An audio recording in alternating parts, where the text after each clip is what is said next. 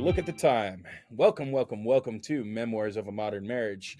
We're your humble hosts. My name is Dave. And I'm Liz.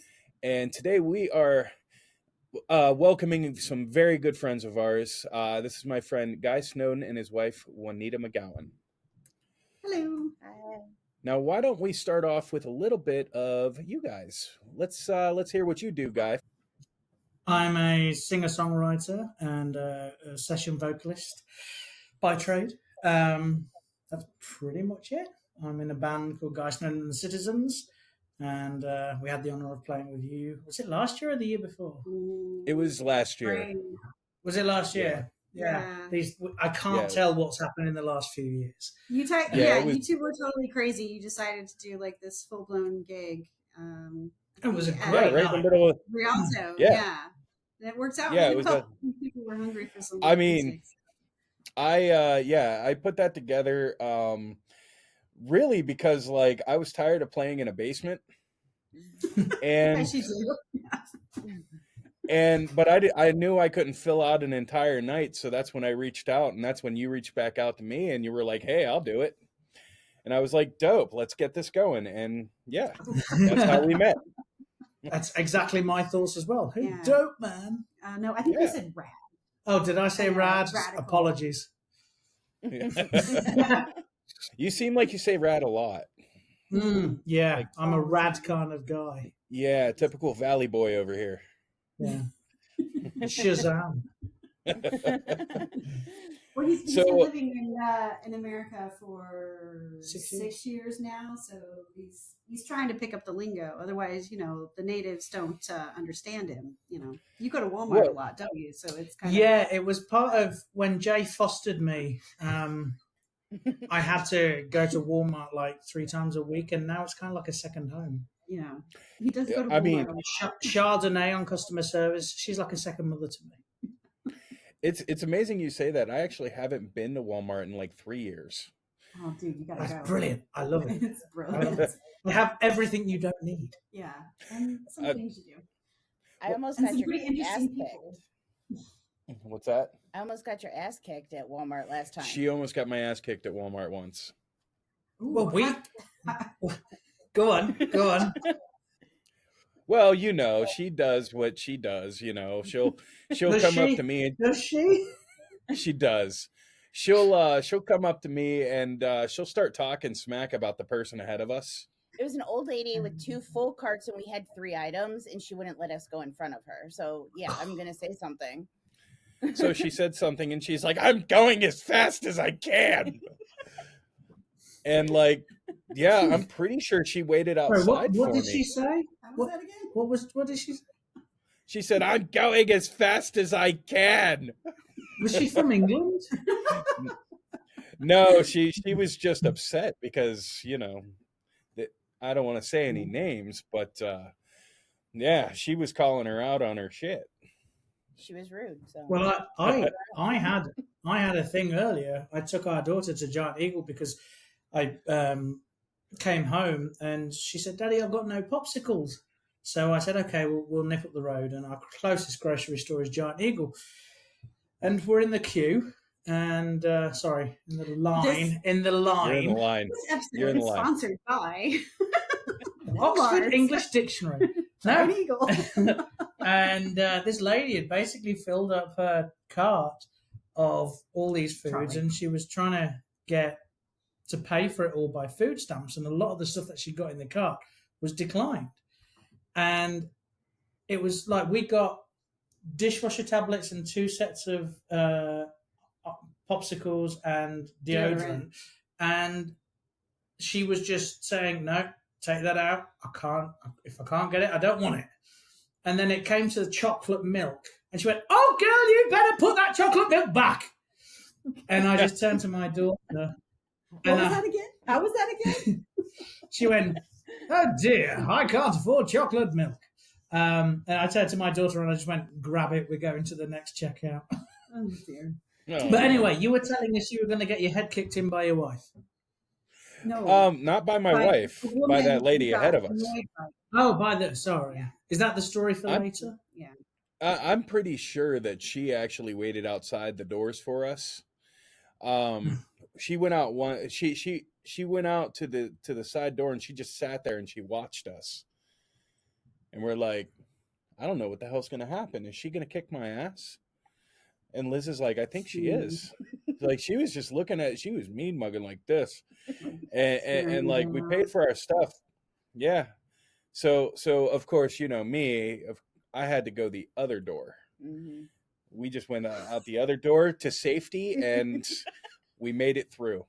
I avoided conflict. And here you are today, telling the tale. Telling the tale.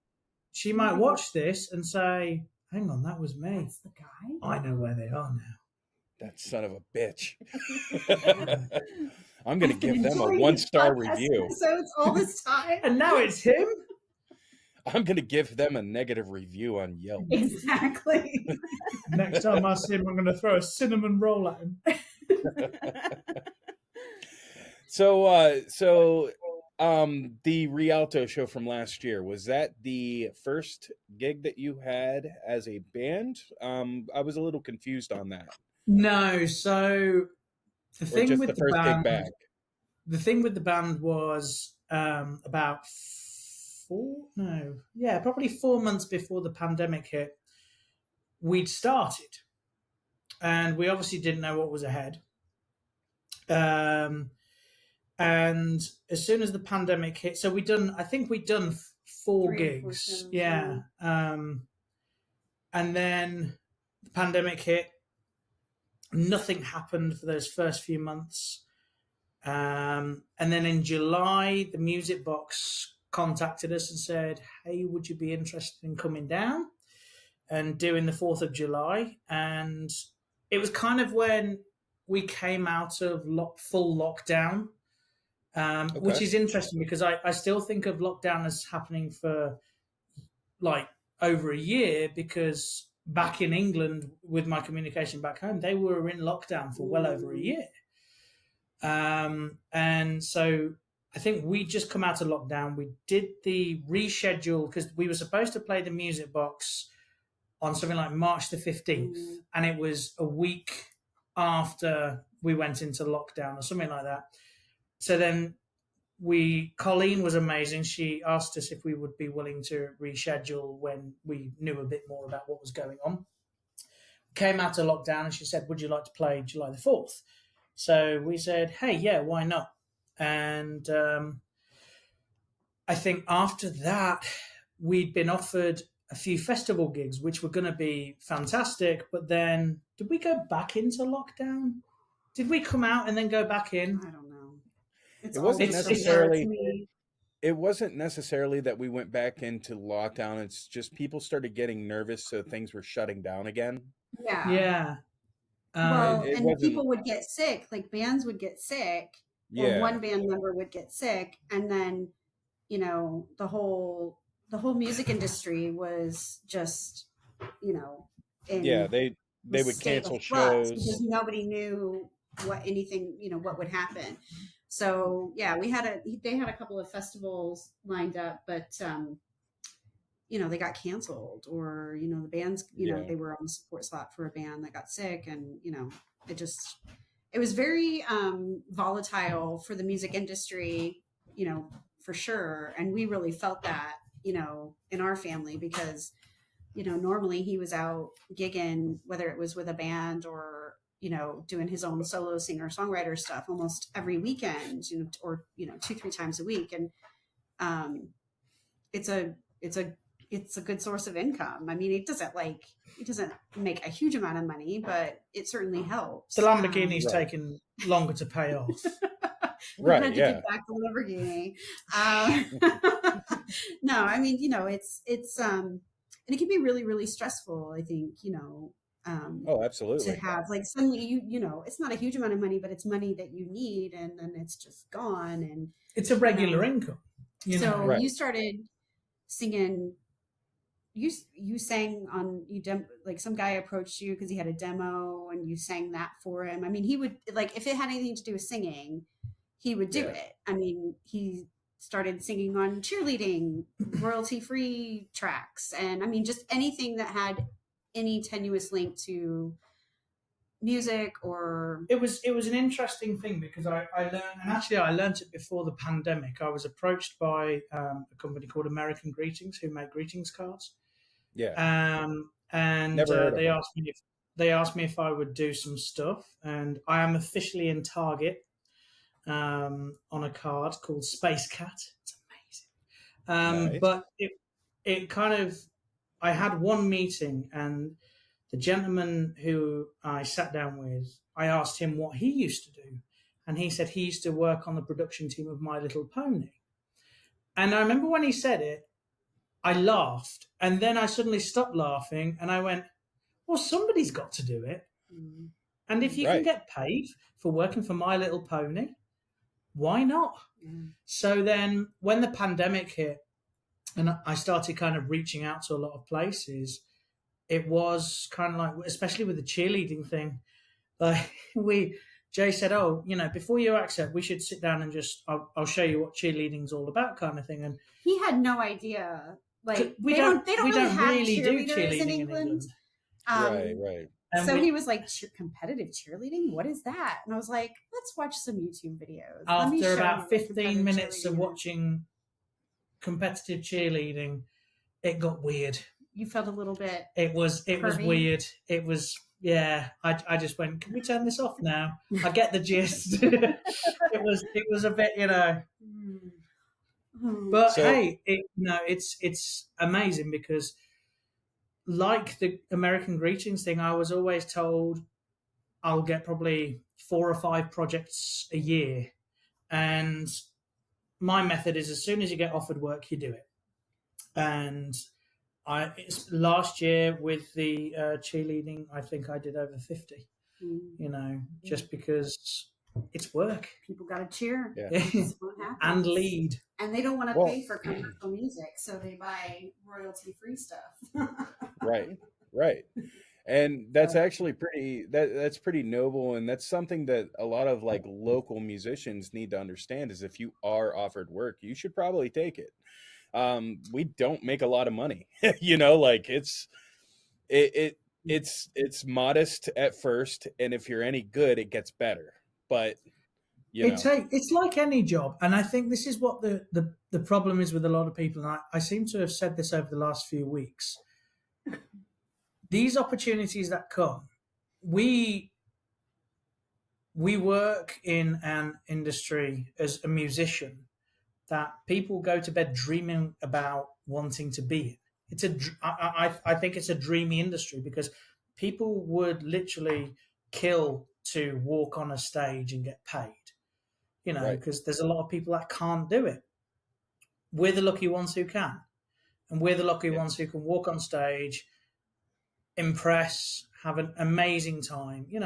Who else do you know legally that could walk on stage, have a pint, entertain hundreds or thousands or hundreds of thousands of people, and walk off stage and just carry on partying? It's not that glamorous, though. It's definitely not. But who gets paid to do that kind of comedians. And it's a dreamy industry, but I think a lot of people think that they can jump straight to it, and you can't. You have to work from the bottom up. And going back to the COVID thing and getting to the Rialto gig is, that was, we'd done 4 gigs by the time I think we'd met you.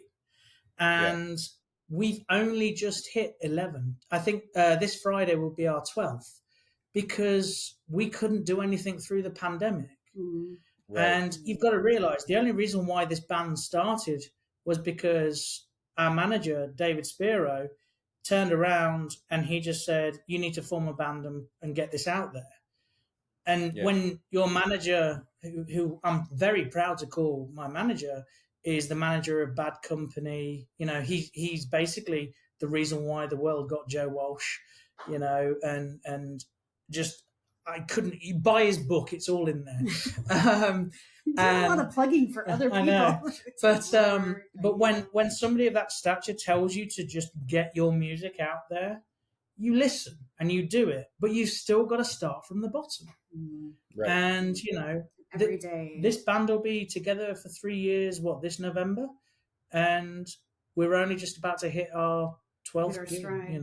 and we're going on tour later this year. And, the only way is up.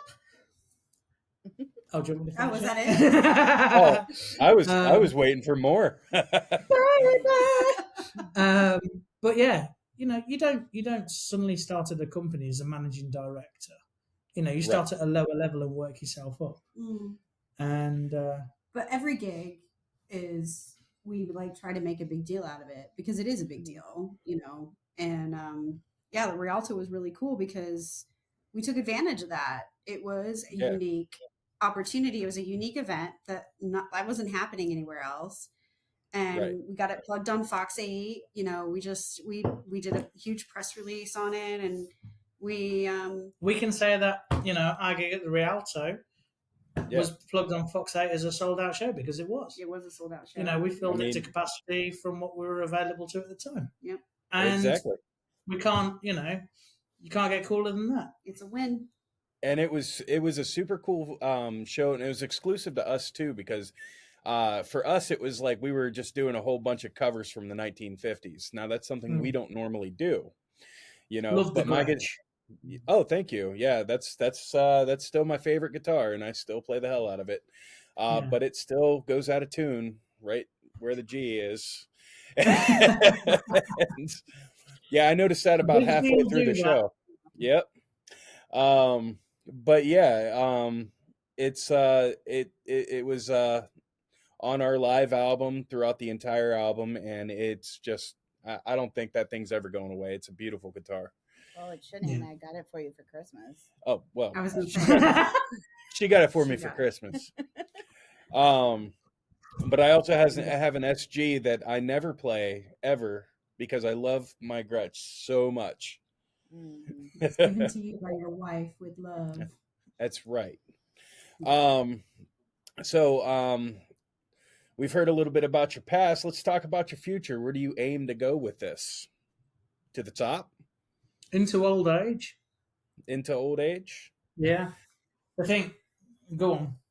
You were going to say something. Well, no, I mean, he's always said to me, while he was talking about how glamorous rock and roll might seem, when we were first together, we lived that rock and roll lifestyle, and we know that it's not super glamorous once you start scratching the surface. And you pretty much said to me, look, I just want to be able to contribute to the family. And I think most men have this, me man, me gather for yeah, life. exactly. Most men probably feel a little bit of societal pressure to like prepare for, give to the family and bring home the bread, and all that kind of stuff. But we don't really work like that. But I think it's still important for him to feel like he's contributing to our welfare and everything like that. Not just in what he does every day, but also, bringing home some bank. So he just said, look, I just want to be able to make a living out of doing this. And I think he's shown that every day to me, because like, if it's going and doing a gig, which is not going to be necessarily glamorous, or singing cheerleading songs, he's still contributing to the family. Still working. And at the end of the day, if I can earn money that puts food on the table by just singing, I'm not doing anything wrong. There is still the incredibly selfish view every now and then where I think, hey, I might make it kind of thing. But there's no point in trying to reach for the sky, because it's a very difficult place to get to, and only a very select amount of people get there. Hey, if I can improve my band by working with people like David and working with the members of my band, and networking and just carrying on doing what I'm doing. Hey, if I just boost my income by just carrying on doing what I'm doing, how I'm doing it, even better. You never know what's around the corner.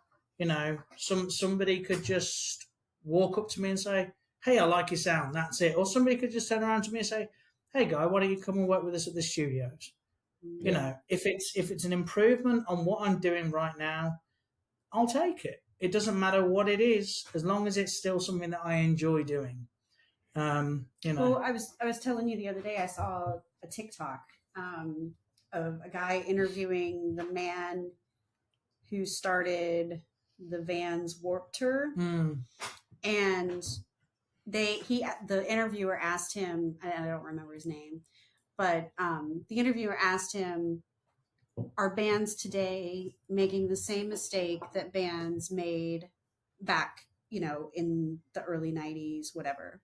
And he said, absolutely. And he said, well, what is that mistake? And he said, they overthink it. They don't take the opportunities, and he used Dave Grohl as an example of a guy who clearly takes opportunities. I mean, you want to go buy that studio? You want to go work with all these different people and collaborate and make an album? You want to go play with some random little girl who plays drums from YouTube? I mean, like, he literally takes every opportunity. He never says no. And he's like this sort of demigod of, music, not just rock music, but like, I think like all music. And so when you say, is the idea still trying to make it? No, there's no such thing as making it, because you're always going to want to improve. And actually, Billy, my keyboard player, he spoke to one of his friends a few weeks ago, and it was interesting because this guy is a hugely successful touring musician. And Billy said, what's the best and worst part of your career? And he said, the worst part of my career was getting to where I am now, because he enjoyed the chase. He enjoyed hey, look, I've just got this little thing. I've just got this little thing. And now he's playing, to thousands and thousands of people. And he's like, well, I'm here now. Is that it? It's all lost its luster. Yeah. And to me, it's not making it. It's just what's going to improve my life and my daughter and my wife's life. And I could see that. Like, I mean, I enjoy seeking out shows to play. I enjoy, just the little things. Like, I mean, we're trying to get on Porch Rocker right now. They're looking for more places to, we've actually kind of taken a step back from music for a little bit because, our lead guitar player lives in Lorraine, and it's just kind of hard for all of us to, coordinate at the same time, but we still get together and we still play. That's why nobody's really heard anything from the page in a while and stuff like that, because we've just kind of been working on ourselves as far as like music is concerned, but we're still together and we're still playing. And it's really fun to just reach out and like try to get these little places to take us on and stuff like that. But I can imagine if, we were at a place where we're coveted and people were asked, it would just get monotonous and boring. It's a job. Yeah. Well, it and wouldn't be hard, fun anymore. It's hard work. It's hard work nowadays. I think, the music industry is clearly evolving. And I know from, supporting him and the band, behind the scenes with promotions and management and booking and publicity, booking this tour has been hard work because a lot of the venues are really struggling, and they'll give you a chance, but you got to find the support acts and you got to sort out the promo, and you got to take a door deal, and they'll give you pizza and soda, but that's about it. And you can sell merch, and they won't take a cut of your merch. That's nice of you. Okay, great. I'm yet to do a door deal where I'll actually walk away with the door. Would you like door number 2, door number 3? I've got a boat. To be fair, I can't paint every venue that we've been in touch with, in sorting out this tour for him that's been like that. But it has been the majority. And that just tells me that they're really hurting. And but then at the same time, I don't know if that's like because they're so laid back about all this and they're not really involved, that maybe that's why nobody's coming out and watching bands. And the thing with venues at the minute is it's especially with because when we're going out on tour, it's a very eclectic mix of the smaller to kind of medium-sized band of our size kind of venue, and they're all independent. And from what I've learned over the last few months, independent venues really don't get a lot of support, and there's wonderful things out there. There's a company called Neva that work with independent venues to really kind of just give them encouragement and really big help to kind of boost their venues. And when you get bands like us who need them, who need these venues to grow, all a big ecosystem, Yeah. isn't it? It's all a big ecosystem. like a terrarium. A terrarium. Terrarium of bands and venues. But it's I don't think they get our humor. No, sorry.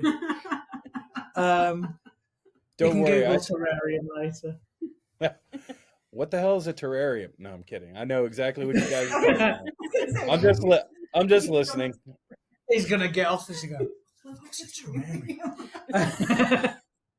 Fuck that. I'm not gonna air this episode.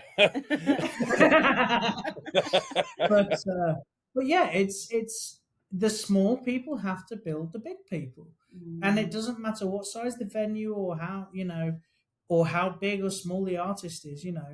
It's one of the biggest acts in England right now is a band called Idols. They played at the Beachland Ballroom in the Tavern. That same year, they played one of the main stages at Glastonbury. Because they played the Beachland Ballroom, they wrote a song called Beachland Ballroom. And now they're coming back to America. So Glastonbury, I've realised there's not a lot of Americans know what Glastonbury is. Do you guys know what Glastonbury is? Haven't even heard of it. She does. It's kind of like South by Southwest, but in England, and it's huge. It's on this one guy's farm, which is a dairy farm. It's like the Woodstock. There you go. Okay. And it happens every year. Every 4 years, he gives it a break so that the pastures can regrow to feed the cows. But it's like it's like a mini city evolves over the space of a week, and it's just Dolly Parton played there. Ooh. McCartney just did the Saturday evening, and he brought out Dave Grohl and Bruce Springsteen, and it's a huge event. But I've forgotten where I was going with this now. Just that everybody needs the small. Yeah, we need the small things to be able to either get bigger or just improve. Take those opportunities. Yeah, Absolutely. Like when some random dude says, "Hey, you want to come play with my band in Rialto?" do it. Some random guy. Yeah. Yeah. I took a sandwich off a bloke earlier. He offered it to me. I think he offered it to me. He said, "Do you like my sandwich?" And I said, "Yes, I would." Right in the slap middle of the pandemic. Mm-hmm. Took a bite right out of that sandwich. Build that immune system, man. Actually, that was an interesting one. So during late last year, I've been recently singing with a Led Zeppelin tribute act, and the lead guitarist who pretty much organises all of the band, he said, "Oh, will you come and?" I'd done a couple of rehearsals with them, I think. They said, "Will you come and do a gig at the Winchester?" And it was 2 days before we flew to England. Now, this was the time we still had to be tested. And plus, you don't want to be sick. Yeah, exactly. Right. And I pulled out because I was only going to do 2 or 3 songs, and I pulled out because I double booked, and also I didn't fancy doing the gig because I hadn't seen my family for over 2 years because of the pandemic. And the entire band from that gig got COVID. Yikes. They tested positive the day we were flying out. And I remember getting the text, and I just saw because we went to CVS to get our tests, and we never got them in time. Right. And I ended up, Jay got hers the morning that we flew. Sadie didn't need hers, but I didn't get mine. I got mine like 2 days before we were leaving England. Sorry. There's a cat attacking my foot. That's I had to test in the airport, and I just remember getting the call, and it was like, "Yeah, we've all got COVID," and I was just like, dodged a bullet there. Yeah, really for pleased real. I didn't. You dodged that bullet Matrix style. Big time. Really big time. It was like it was a sign from God that we had to go to England. And oh Right. my God, I've never eaten so much pork sausage in my life. That is not. That's He Take that as means you literally- want. He means literally pork sausage. I 'cause felt very ill when I got home. Americans don't make very good sausage. Apparently, I wouldn't know. I'm a vegetarian, but so I hear. I mean, Can't beat an English sausage. I have questions about that. We'll get into that in a Okay. little bit. Well, they're bigger and longer, mate. All right. Oh, getting warm in here. Woo. So I do have a question. You guys met at a show of his in England, Mhm. right? Yeah, Okay. we sure did. We say that Jay was actually a spy, and I worked in a bakery. No. We met, and I say met at the gig. We didn't really meet, did we? That first time. So, because I thought you were an arrogant, you know what? It was funny. So we my first ever band, we were like every kind of first bands, you know, we were early 20s and didn't really draw a crowd. And that's was it summer or winter? I think it was winter, wasn't it? Idea. That winter, we got picked up by Birmingham University, and they were doing a management course. And one of the kind of things they had to do was they had to manage a band. So one of the students, Laura, she picked us up, and she said, "Hey, you know, I've got to do this. Would you guys be cool if I like organised and booked you a gig?" So I was like, "Great, yeah, that's fine." And meanwhile, I was writing for various blogs in the Birmingham, I forget Vizzy and Sony. West Midlands and Northamptonshire areas Exactly, not Vizzy. Of England at the time, because like back in the day I did that kind of stuff, and it's always been an itch that I like to scratch every once in a while. So I kind of got back into like freelance music journalism and stuff like that. So I was writing for a few blogs. I would do reviews of bands. I would review albums. I would curate, before there was Spotify playlists, we would curate MySpace playlists. God, I'm aging myself so bad.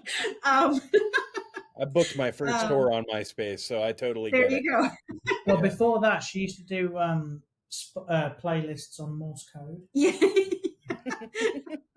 Well, yeah, and I mean, we did like I come from the era where we used to literally record, like songs off the radio, like on our own boom boxes, and hope that the DJ wouldn't, interrupt Die of old age. the ending or the intro to the song. But anyway, I digress. Been there. So I got contacted then by somebody in your band, your guitarist, and he said, "Oh, would you?" Well, no, you guys sent like a CD or something.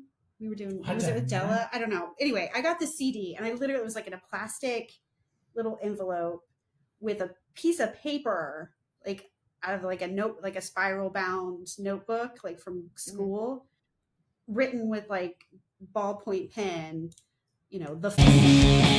and I was sent this in the post, and it was, would I review this album? Can you bleep out the name? They're probably still going. And if you would prefer, I will. So I mean, that's all I had to go on. It was, just this CD. And so I listened to the CD, and I was really impressed. I mean, they were clearly ripping off like The Who and the Beatles and Oasis and things like that. But I liked it because I like that kind of music. And the lead singer had this fantastic voice. It was just really very jarring, just like how powerful his voice was. And there was a couple of songs on the track that would quite stand out, which I found out later were your songs. And then so I gave them a good didn't review. Rip anything off. It's interesting because years later I've heard so many songs and I'm like, bloody hell, they got from that. Yeah. But anyway, I gave them a good review. I did at least acknowledge their blatant, homages to some of the classics. But and so then your guitarist reached out to me on MySpace and was like, Why don't you come to this gig we're doing in Birmingham? And so I was like, yeah, sure. So I showed up and I wasn't on the guest list. I had to pay, which I was totally mortified. I never saw that money about that. I was like, excuse me, you invite me to this gig and then you don't even like put me on the guest list. So that was the first thing. And then second thing was, I met the band and they were a little bit, I'll take over. They were a bit aloof. Anyway, then comes in this little scrawny little ginger with bell bottoms and a shirt that was like buttoned down a little bit, and two blonde pieces like hanging, on his arm kind of thing. It's the only time in my life this has ever happened. I literally, because this was Laura and her friends. Yeah.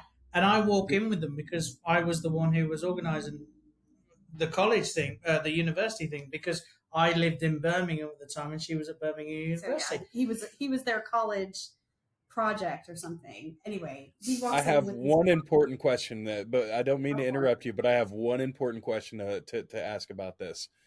Is there photographical evidence? I don't think so. I gotta see this. Like I could hook you up with some of his older photos, like when he had like this flock of seagulls haircut where it was like long on one side and like shaved. I think I can do one better. I think there are 2 songs on YouTube from that gig. Yeah. Anyway, so he walks in with these 2 blonde pieces and I'm like, who is this guy? Like literally think he is. And he totally ignores me. Like totally like blanks me.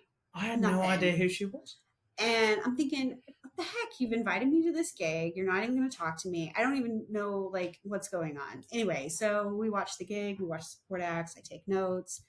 I go up to the band at the end of the stage and I thank them, for inviting me. Again, he totally blanks me. So I'm thinking, okay, whatever. This guy's just rude.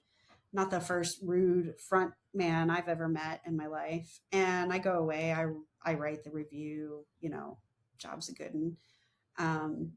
But then like mutual friends of ours then sort of contacted me and they said something like, oh, do you know the singer in the, guys, he fancies you or something. And I misunderstood like who he was. I was like, oh, which one? I didn't know, And anyway, we met up then at a gig later and the rest is, as they say, history. But then never been able to get rid of the change. So I always say that I fell in love with him when I thought, because I fell in love with his voice, like that first CD that I listened to. I was just like, this is amazing. So, but I thought he was like clearly some like mid-40s, smokes 3 packs a day, kind of guy. And so imagine my like dismay when I rock up at the venue and here comes this like scrawny little ginger kid with 2 blonde pieces on his arm. I'm thinking, what the heck am I doing? It was a little bit crazy. But you tell a slightly different story, and I just don't get it. He says he waved at me when I went out for a cigarette. Jay went out for a cigarette. She was wearing a bandana, her leather jacket, and she got her Misfits fingerless gloves on. And I waved at her, surrounded by women, They weren't wearing much clothes. I'm not surprised, probably mentally scarred by looking at me being, bathing. And I don't remember him waving at me. I think that's a lie. And I waved, and you waved back. Yeah, I was probably like, whatever, dickwad. It might have been you or the homeless guy up the road. No, what I was wearing, I remember that. That was kind of like my thing at the time. It's exactly what you were. Yeah. She waved at the guy behind you. She was waving at the guy behind you. Yeah, maybe. Who was the guy that you used to work with that had the long hair? He was at that gig too. He used to smell like Brute. Oh, Wingy. Yeah. He was at the gig. Maybe I was waving at Wingy. Hi, Wingy. Oh my God. This guy I used to work with, he's now a Jason Momoa lookalike. He looks just like him. Yeah, really. He's kind of strange because one time I went to the shop one time and he like gave me a hug. And I think he was like going in to kiss me, but like I was like, ooh, you know. And he smelled like your dad in the cologne. 1940s. Oh man, I forgot about Brood. I didn't even think it still existed. Like, It definitely does. I think it's making a comeback as well as like Old Spice. They kind of rebranded. Now, Old Spice, I can get along with. That actually that has a pleasing scent, but I never got into Brood. Though? Liz, what do you think? Does Old Spice have a pleasing scent? It gives me a headache. Yeah. Hang on, pointed just straight to Dave then. Were you talking about Dave or the smell? Both. All of the above. So you as a musician and you as a co-manager, you both work together, you live together, you play together. We don't work together. I just get told what to do. That's fair. Now, for the most part, he listens, so that's good. Yeah, and I see you guys on the book all the time. You guys, you garden, you have all these like extra activities and stuff like that. With the music and your marriage, is there any like times that it's an issue, like that there's any problems? We fall out a lot. Yeah, because he looks dumbfounded. Well, I mean, gotta tell the truth, right? I mean, there's no sense in sugarcoating. I think that's fall out because our personas, as you say, it can be very mixed, and so sometimes the manager in me, like, turns up, and I'm like, no, you can't wear that shirt to the gig, and he's like, oh, and I'm like, when Jay says we fall out, it's kind of, I wouldn't even say it's bickering. It's kind of like we just disagree, but it's not even like I think in our relation, annoyed. He'll like, oh, I've got a gig on. Like Thursday. Right now, she's talking over me, and she won't stop. No, but I. Man, she is gonna hit you in the face. Oh, thanks, Dave. I've got a gig on Thursday. And I'm like, what? You didn't tell me you had a gig on Thursday. What are you doing? What are you, yeah, it's, there are some things where I don't act like a wife or a partner. I act like I call it manager. Work Jay. He calls me work. He says, "Is work Jay?" I don't like work Jay. No. But if we talk about fighting, I think I could probably count on one hand, less than 5 fingers, whether we've had a shouting and screaming at each other kind of argument. It very rarely happens, Because he, like you, avoids conflict. See, the amount of times I've been to Alaska and back, it's beautiful there. But no, in all seriousness, we very rarely scream and shout at each other. We do bicker. We do kind of, I would call it just the occasional tiff. It's just like, oh, come on. You don't listen to me. Yeah. Or, why did you say that thing that made me feel bad? But he's my best mate. And yeah. If you don't fall out, it's not real. Right. We can't exist without each other, really. We're partners. Like, I can't do what I do without him, and he can't do what he does without me. No, he can't. I'm telling you. She could see everything on the screen. Yeah. I'm sitting right beside you. Okay. That's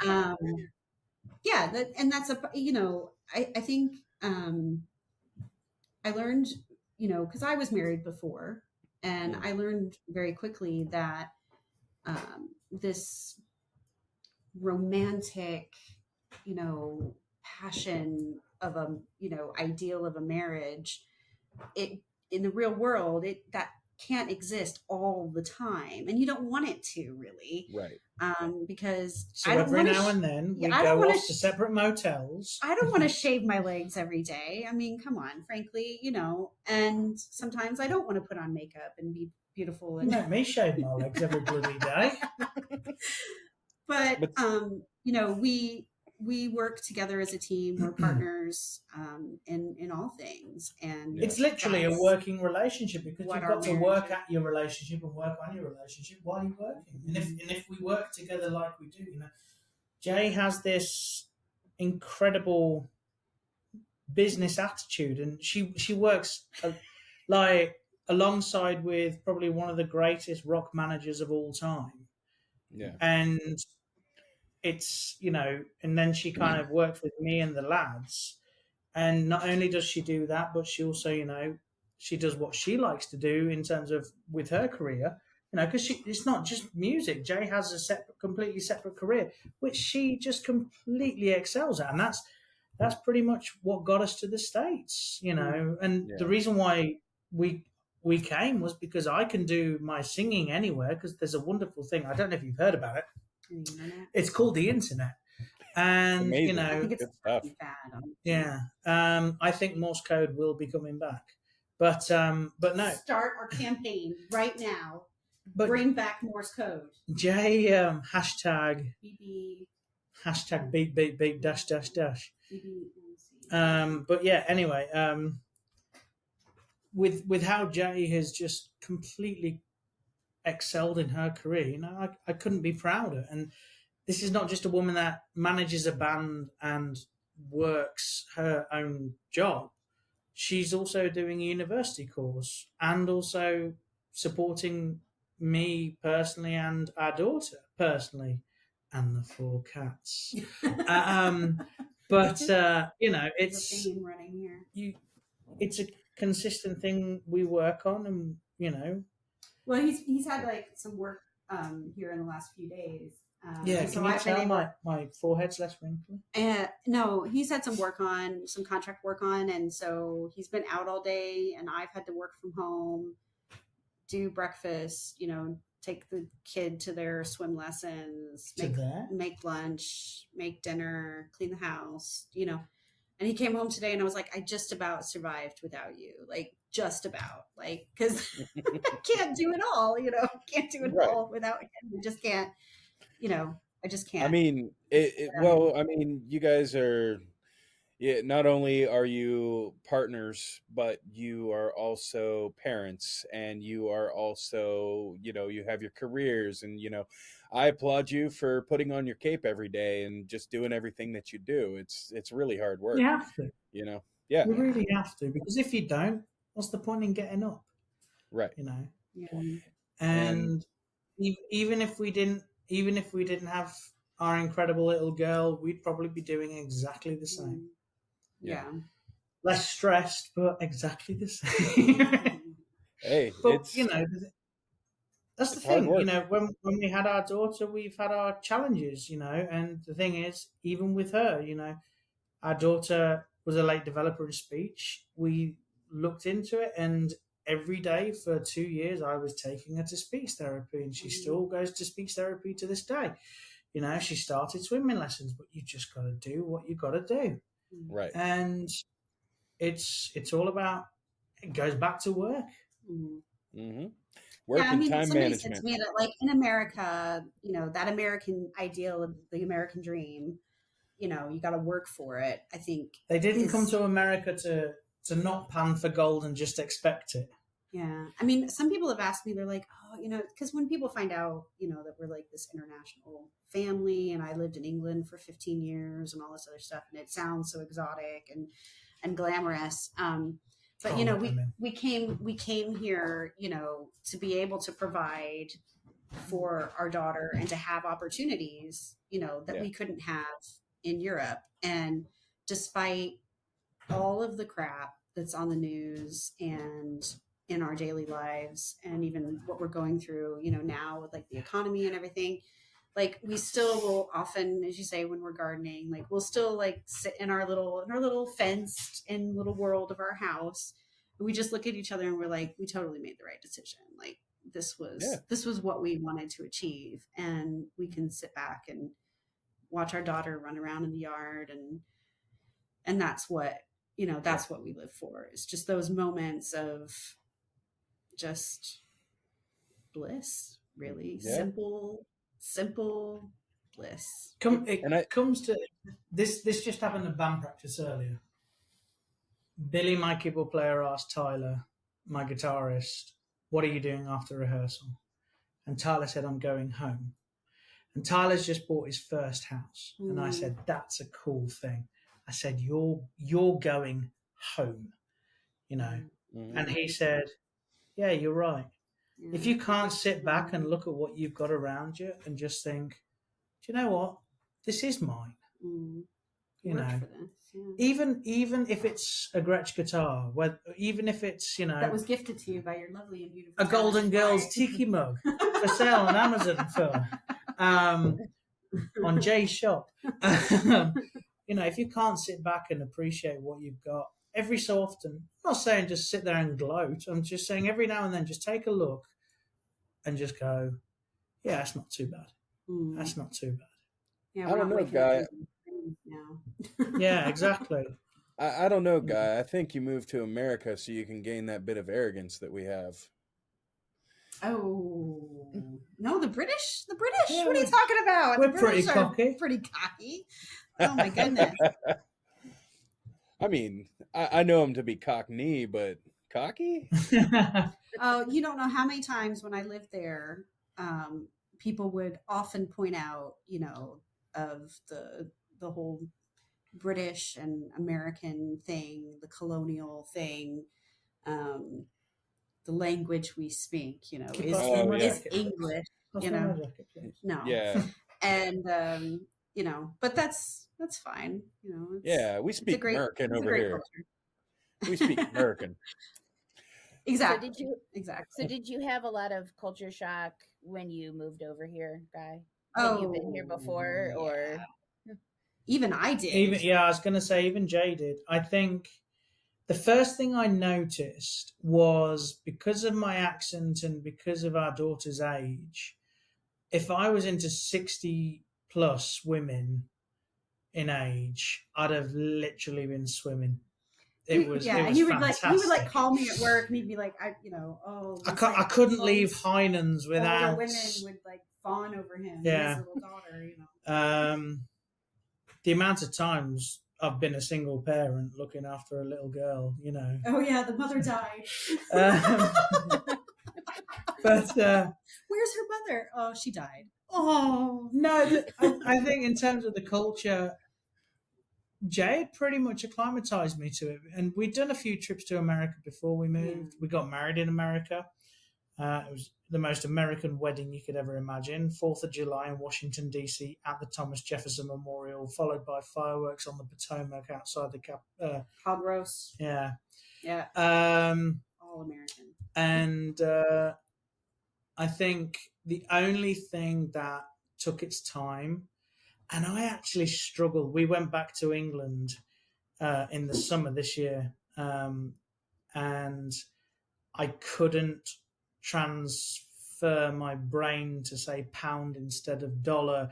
I was still very Americanized. You know, it's things like you guys say cart, we call it a trolley. You guys say elevator, we call it a lift. We have lorries, you have trucks, you know. Looking the wrong way when you're crossing the street. I have a wife, I want a divorce. You know, it's things like that. This will be the thing that like Johnny Depp, they'll go back and they'll play this moment and they'll go, this moment right here. No, Guy was in trouble. This is when he talked to us. This is how we knew. Guy, you know, semaphore. Here's something for that news article. Guy Snowdon shit in the bed. Yeah. It was the 4 cats. But yeah, I think acclimatizing to America. And I think the only thing I struggled with, which actually is ironic now because I hardly taste it, is how sweet everything was. Like horrendously sweet.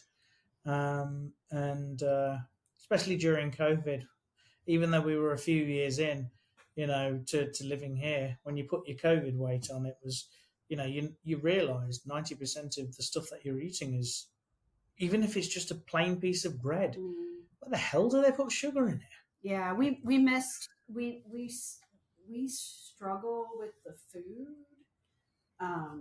Even though England is not stereotypically known for its cuisine, being so close to Europe, you have all of these vegetables and fruits that are very fresh, and cheeses and breads and wines, and you've got that European influence in the culture and in the food. And also, we would travel to Europe, and and so then we came here, and we're like, we just want a decent block of cheddar cheese. We really, really struggled with the food.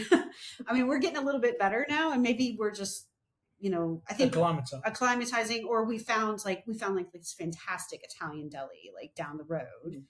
And so we go there, or we buy food online, or things like that. Or we found like this awesome Indian. I mean, that's the other thing. Like, it's not just European food, but because England is, because of their diversity, their empire building, back in Queen Victoria's age. I go with diversity. There's a lot of like West Indian influences, like Jamaican and things like that, food, as well as Eastern Indian, so Indian, Pakistan, things like that in the food. And so we moved here, we're like, couldn't find a decent curry. But actually now there's really a very growing Indian community here in the Cleveland area. So we like found this really awesome Indian grocer, and we like walked in and we're like, oh my God, they sell this and they sell this and they sell this. We started like throwing it. I'm like, we just went in to like check it out, and we're like, oh my gosh, they sell chapatis. And what's hysterical is as soon as they find out we lived in Birmingham back in England, it's like they suddenly realise why we're just all over it, because actually a lot of curry dishes were invented in Birmingham, England. And it's a very English. Curry in Indian just basically means gravy with sauce. Gravy. But so I think food was a big thing outside of language. I remember having to translate for you quite a lot. The best one was probably it must have been last year. We were having a barbecue, and I wanted to do, I think it was lamb sheik kebabs, and it must have been a holiday because Heinen's was shut. And I went to Giant Eagle, and I went up to the butcher's counter, and I said, do you guys do minced lamb, as in ground lamb? And she said, sorry. And I said, do you guys do minced lamb? And she genuinely said, we don't sell llama meat. Yeah, like, sir, we do not sell llama meat here. And there was a lady next to me. There was a lady next to me who literally lost it. She was just in hysterics. He said lamb. Lamb. And it's happened a few times when I've asked for like a pound of ham, and they've just gone, what? And sometimes we think they do it on purpose. I do think they do it on purpose. It's not just ignorance. It's like literally. Like, if I do, like today, I met an Englishman who's visiting America. Every time I hear an English accent, I just walk past and I go, love your accent. But then people think he's Irish. They think he's Australian. Australia is a big one. The best one I ever had was French. I think you're calling an Englishman a French bloke. They said something like, we said something like, oh, we're going on vacation to England. They're like, oh, is that in France? Oh, no, it wasn't. No, it wasn't France. It wasn't France. Or what language do they speak in England? There was a really good one. We get some interesting questions for sure. There was a really good one where I took the car into a Ford garage. I won't mention the name. Nice. And you're gonna have to do a lot of editing. The guy basically said, so where are you from? And I said, England. And he went, that's in Germany, isn't it? And I went, yes, they won the war. I was just gonna say, like, isn't that the capital of Germany? It was. I literally, I was just so flabbergasted. To be fair, English people were just as ignorant with me. I mean, I remember one time I went to a gig, and the guitarist was actually from San Francisco originally, and he, like me, married an English woman, and he was living in England, and he was originally from San Francisco, and I knew he was American, but I didn't know who he was. And we were all outside the venue, smoking, drinking, whatever. And somebody heard my accent, and he was in the band, and he was like, "Oh, you're from America." And I said, "Yeah." And he said, "Our guitarist is from America." I was like, "No way." Oh my God. Like, oh my God, where's he from? San Francisco, California. And I was like, wow, what's his name? Joe. No way. San Francisco Joe. I thought he was dead, and we made this whole thing. And then he like walks out, and the guy goes, "Dude, this girl, she's from America." And he was like totally with it too. And like, he like, I don't know, like telepathically we connected, and he just pretended to know me. He's like, "Hey, oh, it's Ohio Jay. Fantastic." And everybody was like, "Oh my God, I can't believe they know each other." It's Ohio Jay. And, She's the only one, and then and everybody would, just like they do over here when Oh yeah. when he's from England, they're like, "Oh, where are you from? Oh, how far away is that from London?" Or, "I've been to London once," or, "I went to Scotland once," or, "I went to Ireland once." And then people would do the same with me. They'd be like, "Oh, I had a wonderful vacation in Florida." I'm like, "Oh, that's great. I'm so glad you had a vacation in Florida. That's Wonderful amazing. vacation It's a in great Florida. Go ahead. Oh, I was going to say I have an incredible talent. Anywhere in the South. Move on. Yeah. Anywhere in the South that I am, I can always pick out somebody from Ohio, and without looking at their license plate. That's actually how I met my best friend. Yeah, like he came in at What this car shop. were you driving at the time, Liz? My other best friend. There you go. Yeah. Smooth. I was living down in South Carolina, and I don't know if you've ever been, but South Carolina has their own way of speaking. It's very slow, very country, and very usually pretty hateful. And I was I was working at this joint down there, and I this look guy forward to going to South Carolina. this guy comes in, and he's talking to me, and I'm like, "You're from Ohio, aren't you?" He said, "How'd you know?" I said, "I just picked it up in the enunciation. It's an incredible talent I own." It's like we all know each other. It's like we all know each other. Like a party trick. Yeah. Yeah. No, that's good. Yeah, it's fantastic. Now you did bring up food, and I have some questions. Oh yeah. Yeah. Come on, then. Yeah. All right. So blood sausage. Oh. First things Yeah. first, how the hell does that sound appetizing? I'm just Well, gonna actually, start it's there. called black pudding. Yeah. They call it black pudding in Oh, black England. pudding. That sounds better. Pudding, that's another thing. So, you talk about culture shock. So people will be like, "Oh, do you want some pudding?" And of course, I'm growing up in the Midwest of America, think instantly of like chocolate pudding or, tapioca pudding. Yeah. And it's not the same, but yeah, no, they call blood sausage black pudding. And then they have white pudding as well. I think traditionally, yeah. So white pudding is oats, but when it's called pudding, traditionally that meant steamed, I think. Oh, okay. But now pudding is kind of just a slang for dessert. Mm. So when you think of a pudding, so we have sticky toffee pudding, Christmas pudding, and stuff like that. These are all things that are steamed, like a sponge cake that is steamed. But as I said, it's just now used as a dessert kind of thing. But yeah, black pudding, I'm not a really big fan. I will eat it. I wouldn't have it as a massive slice. Like you can have it with like crumbled over certain things like a Scotch egg and stuff like that. And it is delicious.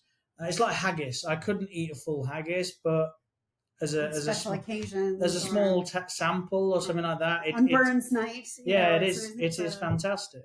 You have eaten more haggis than I ever have because I've never tried, and I am of Scottish descent. I had vegetarian haggis. I'm a vegetarian, by the way, so I've had vegetarian haggis. Doesn't count. Which You got to have your ground innards. The thing is, like, there's a reason why I'm a vegetarian. Like, I don't want to eat meat, and that includes things that look like meat. And haggis is definitely, like, on the meat scale, is one of the least appealing meat dishes. And so, but I did try it, because I mean, you know, you have like traditions like Burns Night, you know, and that's where they, you know, celebrate the poet, and they do the whole haggis, bring out the haggis. But this is Scotland. Yeah, that's Scotland, to be fair. Sorry. See, I'm going to play my ignorant American card, and just, you know, the whole island is Britain, and so I can't tell the difference. And Liz has been dying to ask Guy a question about food as well. Go on then. Go ahead. No, she's shy, so. Baked beans for breakfast? Oh, yeah. Oh, yeah. Like, why? I know. I tell you, it's craziness. What annoys... breakfast, crazy. Hang on. Right. So, Liz. The thing is, our baked beans are very different to yours. They're still obviously like cannellini beans or whatever kind of beans they are.